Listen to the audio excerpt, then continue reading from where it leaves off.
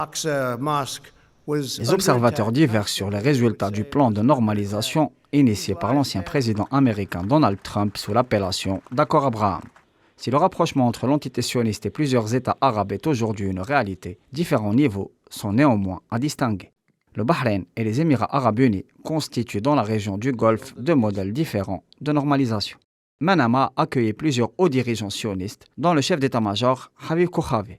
Abu Dhabi, pour sa part, a vu la visite du président de l'État hébreu. Ce dernier aspire à approfondir le partenariat économique dans la région du Golfe arabo-persique. À cet effet, plusieurs projets d'infrastructure et de coopération tous azimuts ont déjà été convenus. Toutefois, sur le volet politique, l'objectif de créer une coalition avec des États arabes paraît loin de se réaliser. La dernière visite du président américain Joe Biden dans la région montre au contraire une volonté des grands États du Moyen-Orient de se démarquer d'une normalisation qui liquiderait les droits historiques du peuple palestinien, toujours ciblé par les exactions sionistes. Un attachement encore marqué à l'initiative arabe pour la paix reste encore de mise. Le réchauffement diplomatique entre les principaux États arabes du Golfe et l'Iran est également un indice fort dans ce sens. À ce propos, le Koweït a annoncé la réouverture de son ambassade à Téhéran, pendant que le Qatar mène la médiation pour un accord sur le nucléaire. Le Soudan, en face de grande instabilité, paraît pour sa part faire partie du plan sioniste de pénétration du continent africain. Pour rappel, une levée de boucliers généralisée a empêché Tel Aviv d'aspirer au rang d'observateur dans l'Union africaine.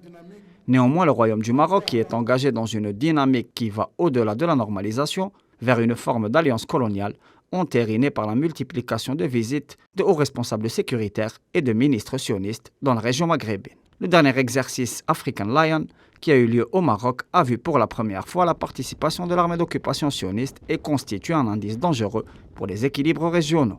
La volonté de pousser encore plus loin la coopération militaire entre le Maroc et l'entité sioniste est un facteur belliqueux qui menace la région de la Méditerranée occidentale ainsi que le continent africain. Ces pas larvés s'opèrent alors que les exactions du régime colonial contre le peuple palestinien se multiplient. En témoigne la dernière agression contre la bande de Gaza, toujours sous blocus, ou encore la multiplication des profanations des lieux saints islamiques par les fondamentalistes.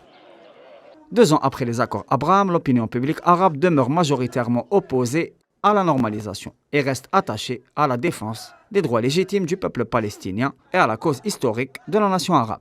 Cette dernière pourrait voir un nouveau souffle salvateur surgir lors du prochain sommet d'Alger.